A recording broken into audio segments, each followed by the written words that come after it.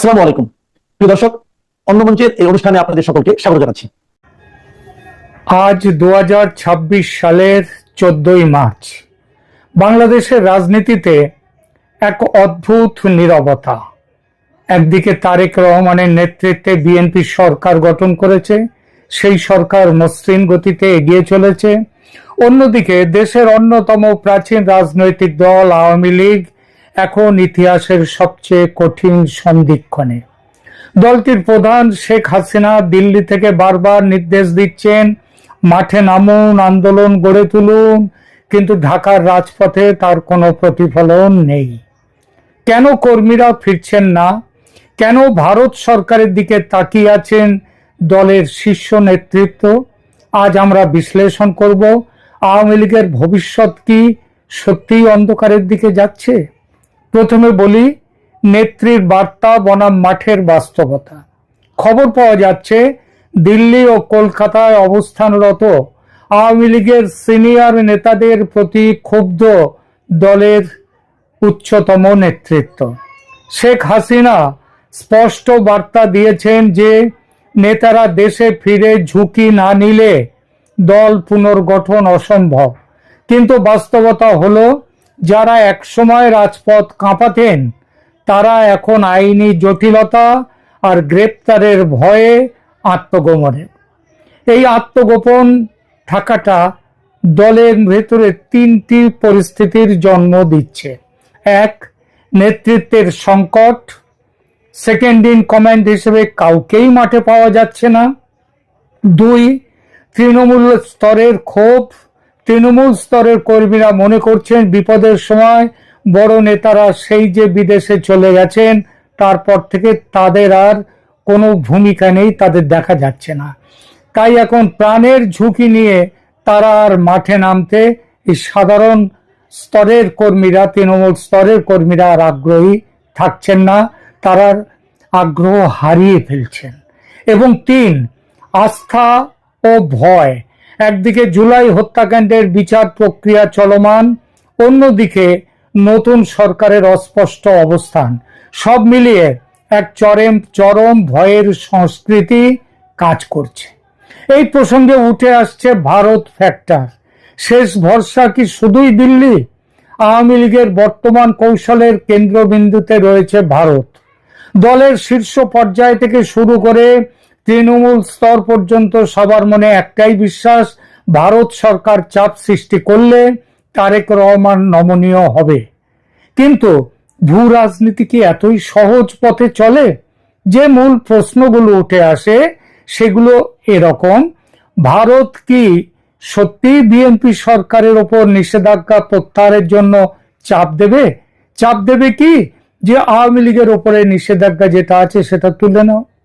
দ্বিতীয়ত, আন্তর্জাতিক সম্প্রদায়ের কাছে ভারতের বর্তমান অবস্থান কি? শেখ হাসিনাকে দীর্ঘ সময় আশ্রয় দেয়া নিয়ে ভারতের অভ্যন্তরীণ রাজনীতিতেই বা কি আলোচনা চলছে, এবং ভারত এখন তার নিজস্ব বাণিজ্যিক ও নিরাপত্তার স্বার্থে বর্তমান তারেক রহমান সরকারের সাথে সম্পর্ক উন্নয়নের চেষ্টা করছে, যা আওয়ামী লীগের জন্য কি দুঃসংবাদ হতে পারে? আইনি দেওয়াল স্পষ্ট। ক্রাইম ট্রাইব্যুনাল অর্ডিন্যান্স আওয়ামী লীগের ঘরে ফেরার পথে সবচেয়ে বড় বাধা হয়ে দাঁড়িয়েছে। আন্তর্জাতিক অপরাধ ট্রাইব্যুনাল এই অর্ডিন্যান্সের আওতায় দলটির শীর্ষ নেতাদের বিরুদ্ধে মানবতা বিরোধী অপরাধের বিচার চলছে। যদি এই অর্ডিন্যান্স বাতিল না হয় তবে কোনো নেতার পক্ষেই প্রকাশ্যে রাজনীতিতে আসা অদূর কেন সুদূর ভবিষ্যতেও সম্ভব নয়। কেন সম্ভব নয় সেটা বলতে গেলে আমাদের দেখতে হবে তারেক রহমান সরকার কেন এই অর্ডিন্যান্স বাতিল করবে কিংবা করবে না। জামাত এনসিপির বিরোধিতার মুখে এই আইন কি পরিবর্তন করা সম্ভব? তিন, পরিবর্তন হলে তার যে একটা প্রেক্ষিত আসবে, তার যে অভিঘাত আসবে, সেই অভিঘাত সেটা তারেক রহমানের বিএনপি সরকারের পক্ষে সেটা কতটা গ্রহণযোগ্য হবে, তারা কতটা সেটা সামাল দিতে পারবে। আর নিষেধাজ্ঞা বহাল থাকা অবস্থায় কোনো সমঝোতা কি পর্দার আড়ালে চলছে? 2026-এর নির্বাচনে আওয়ামী লীগ অংশ নিতে পারেনি। সংসদ এখন বিএনপি এবং জামাতের দখলে। এই অবস্থায় আওয়ামী লীগের সামনে দুটি পথ খোলা আছে। এক, আমূল সংস্কার করে নতুন নামে অন্তত দলের নতুন নাম না হোক, নেতৃত্বের নতুন নামে বা নতুন পরিচয়ে বা নতুন নেতৃত্বে আবার উঠে আসার চেষ্টা করা। দুই, দিল্লির চাপের আশায় বসে থেকে বিলুপ্তির দিকে এগিয়ে যাওয়া। আপনারা জানেন শেখ হাসিনার পুত্র জয় কয়েকবার বলেছেন তার মা তিনি সক্রিয় রাজনীতি থেকে দূরে সরে যাচ্ছেন, অথচ তারপরে আবার আওয়ামী লীগের নেতৃত্ব দিল্লি থেকে ঘোষণা করছেন যে তার শেখ হাসিনার চলে যাওয়ার কোনো প্রশ্নই ওঠে না। এতে সাধারণ মানুষের সামনে, কর্মীদের সামনে একটা একটা অস্থির সংকেত যাচ্ছে।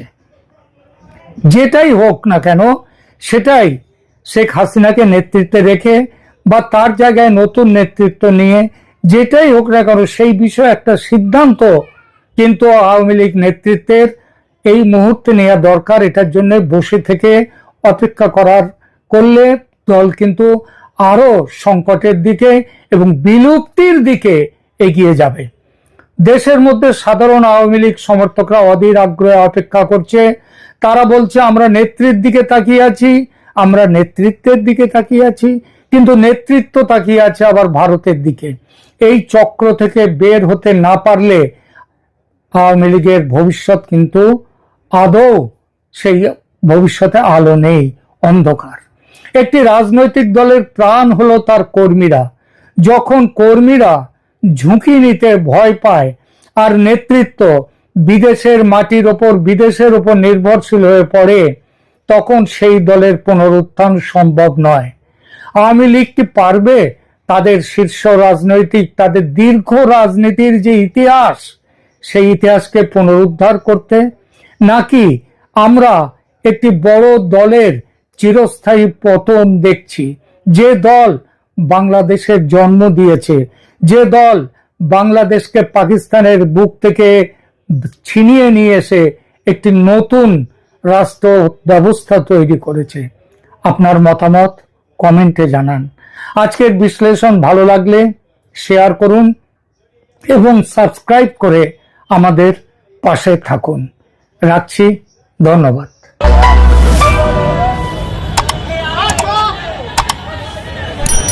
এই গ্রিস পার্ক, এখানে পাথর ছুঁড়েছে, দেখুন আমাদের গাড়ি বাড়ি ভেঙে কি অবস্থা করে দিয়েছে।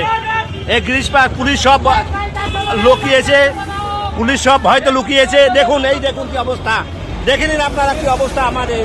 এইখান থেকে সব ইট মেরেছে, এই ছাদের উপর থেকে সব ইট মেরেছে, এই সব ছাদ, এখান থেকে সব ইট ছুঁড়েছে। দেখুন ইটগুলি, দেখুন আপনারা, এই দেখুন ইটের অবস্থা, দেখুন এই দেখুন, এই দেখুন আমাদের রাস্তার অবস্থা, এই দেখুন কি অবস্থা, এই দেখুন ওই এরা কি করেছে দেখে যান। এই দেখুন আমাদের কি অবস্থা করেছে রাস্তা, দেখুন ইট মেরে কি করেছে, ইট বৃষ্টি করেছে এখানে। এই গ্রিস পার্ক, এই গ্রিস পার্কে আমাদের, এই আমাদের গ্রিস পার্কে আমাদের, এই দেখুন গ্রিস পার্কে আমাদের, গ্রিস পার্কে আমাদের, এই দেখুন ইট মেরে কি করেছে, আমাদের মিছিলে ইট মেরেছে। আপনারা সবাই লক্ষ্য করুন, দেখুন অপশাসন, আপনারা বিদায় দিন, দেখুন কিভাবে ইট বৃষ্টি করেছে অপশাসন, এই তৃণমূল সরকার, দেখুন কিভাবে আমাদের উপর হামলা করেছে। আপনারা সবাই লক্ষ্য করুন, দেখুন একটুখানি।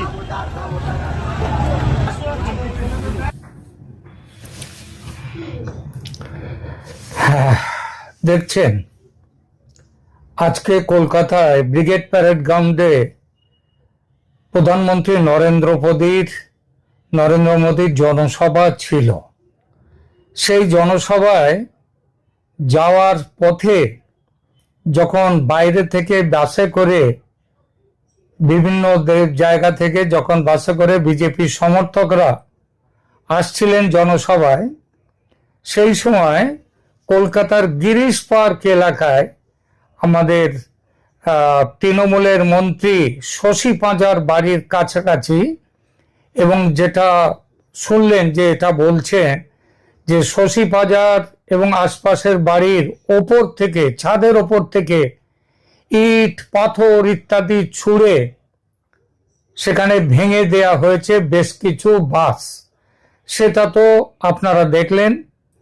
তবে আজকের এই ঘটনার সাথে একটু ফারাক আছে এর আগেকার ঘটনা। এর আগে যেমন এই ধরনের ঘটনা ঘটলে ওই ভাঙা গাড়ি নিয়ে মার খেয়ে বিজেপি পালিয়ে যেত বিজেপি সমর্থকরা, আজকে আর সেই ঘটনাটা ঘটেনি। আজকে মার খাওয়ার পর বিজেপি সমর্থকরা রাস্তায় নেমে এসেছে এবং রাস্তায় নেমে এসে তারা পাল্টা মার দিতে গেছে, এবং পাল্টা মার যখন দেওয়ার শুরু হয়েছে তখন সেখানে পুলিশ এসে গেছে। আজকে দুপুরে নরেন্দ্র মোদীর মিটিং এর খবর তখনও মোদীর বক্তৃতা শুরু হয়নি, তিনি আসার আগেই ঘটনাটা ঘটেছে। মোটামুটি 1:30 নাগাদ ঘটনাগুলো ঘটতে শুরু করেছে গ্রিস পার্কে। তো সেখানটায় এই ঘটনা ঘটার সাথে সাথেই যত না মিটিং এর খবর এবং মারামারির যত না দেখানো হচ্ছে, তার থেকে বেশি দেখানো হলো আমরা দেখলাম বিভিন্ন টিভি চ্যানেলগুলোতে। মোটামুটি কলকাতার যত বাংলা টিভি চ্যানেল, তাদের তো চেহারাগুলো, সব ছবিগুলো তো পাল্টে গেছে। সেখানে আমরা যে বক্তব্যগুলো বিশেষভাবে শুনলাম একটি বাজারি টিভির, তাদের বক্তব্যের মূল ছিল শশী পাঁজা। তিনি কি চিৎকার করে কিভাবে বলছেন যে বিজেপির সমর্থকরা, এরা সমর্থক নয়, এরা খুনি, এরা খুনি। কে বলছে? তৃণমূল কংগ্রেসের মন্ত্রী শশী পাঁজা। তিনি বলছেন তার বাড়িতে আক্রমণ হয়েছে, তিনি মার খেয়েছেন, মানে তিনি আহত হয়েছেন এইটা বলছেন, কিন্তু তার আহত হওয়ার ছবি কোথাও দেখা গেল না। বরং ছবি যেটা পাওয়া গেল সেটা হচ্ছে বিজেপির এখন একজন নেতা, উত্তর কলকাতা জেলা বিজেপির সেই নেতা তমগ্ন ঘোষ, তার উপরে আঘাত হয়েছে এবং তিনি আহত, একজন পুলিশ অফিসারের আহত হলেন। আর দেখলাম যে ছবি তুলবার জন্যে ওই শশী পাঁজা যখন বলছেন, সেখানে বেশ কিছু বিজেপি তৃণমূলের কয়েকজন সমর্থক, তারা মাথায় মানুষজন আহত হলে যেমন ফেটটি বাঁধে, সেমন ফেটটি বেঁধে এসছে। তবে ফেটটির কোনো জায়গায় রক্ত কিংবা লাল রঙের কোনো চিহ্ন পাওয়া যায়নি।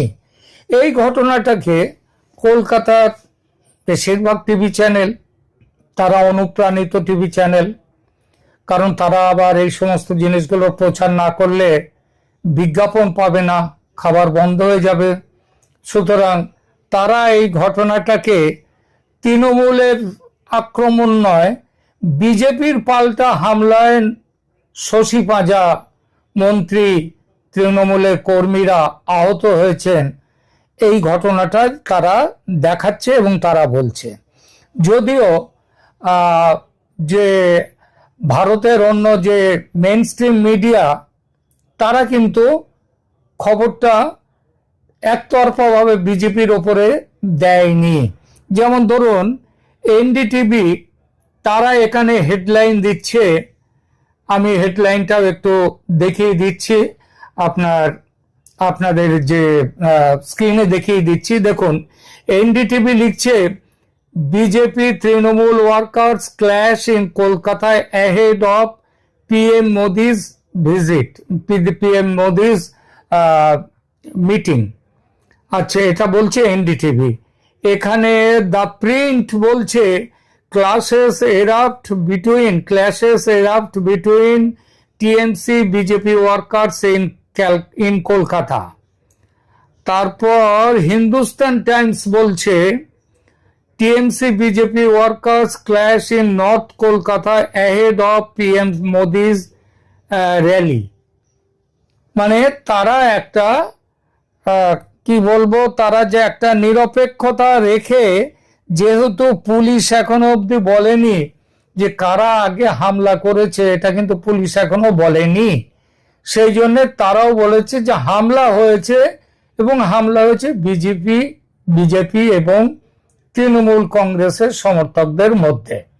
এই ঘটনাটা বলছি। কিন্তু ওই কলকাতার যে সব থেকে বড় অনুপ্রাণিত টিভি চ্যানেল, তারা দেখুন শশী পাঁজার বক্তব্য দুপুর থেকে সমানে চালিয়ে যাচ্ছে। তো এখন ঘটনাটা ঘটেছে আজকে কলকাতার গিরিশ পার্ক এলাকায়। নরেন্দ্র মোদীর সভা শুরুর আধ ঘন্টা খানেক আগেই বলেছি, বিজেপি সমর্থকরা বাসে করে আসছিলেন, তাদের উপরে ইট পাথর ছুড়ে হামলা হয়। এই হামলাতে এবারের বিজেপির বক্তব্য হচ্ছে ব্রিগেডমুখী বাসগুলোকেও লক্ষ্য করা হয়। এখন এই এলাকাটায় যে গিরিশ পার্ক এলাকা, এটা তৃণমূলের এবং শশী পাঁজার নিজের এলাকা। সুতরাং যারা বিজেপির স্থানীয় বিজেপির নেতা কর্মী, যারা বিজেপি কর্মীদের, তাদের মূল যে নজরটা পড়ে শশী পাঁজার উপর। কারণ শশী পাঁজা এই ধরনের ব্যাপার করতে পারেন, তার নেতৃত্বে এগুলো হতে পারে, এগুলো বিজেপির সমর্থকদের বক্তব্য। সুতরাং তারা কাছেই শশী পাঁজার বাড়ি, শশী পাঁজা দাবি করেছেন তার বাড়ির সামনে থাকা একটা বয়কট বিজেপি ফ্লেক্স ছিঁড়ে ফেলা হয়। তারপর বাস থেকে নেমে কিছু লোক পাথর ছুঁড়তে শুরু করে। বাস যাচ্ছিল, বাস যেতে তার মানে সেখান থেকে অমনি নেমে লোক পাথর ছুঁড়তে শুরু করলো। আর এই বিজেপির ফ্লেক্স তো সারা পশ্চিম বাংলায় বিভিন্ন জায়গায় ছেঁড়া হচ্ছে, তাদের দেয়াল লিখন মুছে দেওয়া হচ্ছে, কিন্তু কোন জায়গাতে কি তাদের উপরে এইরকম সেখানকার কর্মীরা আসছিল বাস নিয়ে আর বাস থেকে নেমে গিয়ে কোথাও মারপিট করেনি। শশী পাঁজা নিজে বলছেন তিনি নিজে আহত হয়েছেন এবং 50-এর বেশি তৃণমূল কর্মী জখম হয়েছে বলে তার দাবি। আর আশ্চর্যভাবে এই একই দাবি আহতের সংখ্যা আমি বলছি যে স্বাধীনভাবে কোনো প্রতিবেদনেই নিশ্চিত করা যায়নি।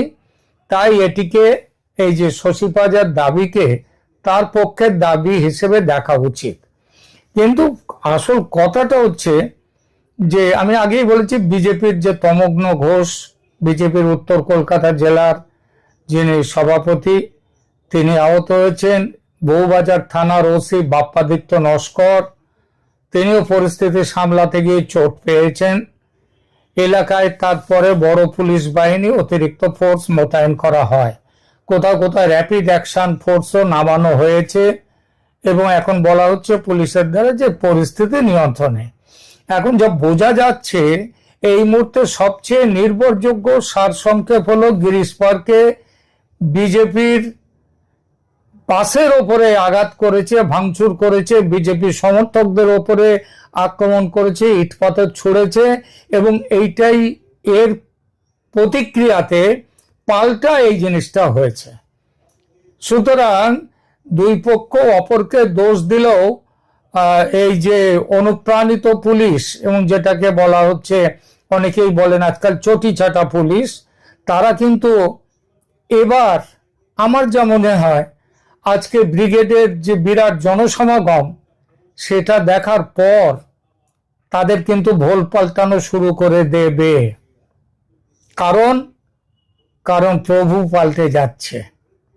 সুতরাং যার হয়ে এতদিন গুণ গাইছিলেন পুলিশ, এইবার গুণ গাইতে গেলে পুলিশকে অনেক চিন্তা করে এবার গুণ গাইতে হবে। তৃণমূলকে একেবারে ক্লিন চিট দেওয়ার আগে পুলিশকে ভাবতে হবে। কিন্তু ব্যাপারটা হচ্ছে, শশী পাঁজা তিনি একটি মন্ত্রী হয়ে তিনি এমনভাবে তিনি তার বক্তব্য রাখলেন যেন মনে হচ্ছে যে তিনি রাজ্যের কোনো মন্ত্রী নন, তিনি হচ্ছেন তৃণমূলের নেত্রী কেবলমাত্র। এরপরে অনেক কিছুই আসবে, তবে আপাতত দেখুন যে আজকের সারসংক্ষেপে আরেকটি জিনিস বলা যায়, বিজেপি এখন ওই মার খেয়ে পালিয়ে যাওয়ার জায়গাতে নেই। বিজেপি পাল্টা মার দেওয়ার জায়গাতে পৌঁছে গেছে। এইটা মনে রাখলে পরবর্তী সময়ে এই তৃণমূলের যে সমর্থকরা গাজোয়ারি দেখাচ্ছেন, তাদের গাজোয়ারিটা কমবে। রাখছি এখনকার মতো। আগামীকাল দেখতে পাবেন আরো অনেক জায়গায় গোলমাল হয়েছে, সেসব ছবিও পাবে।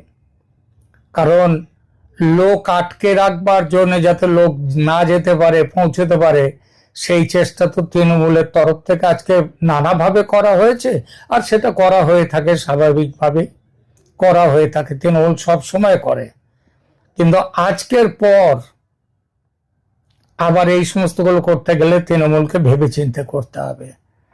কারণ বিজেপি ঠিক করে নিয়েছে, মারের পাল্টা মার দিতে প্রস্তুত তারা। রাখছি এখন, ধন্যবাদ।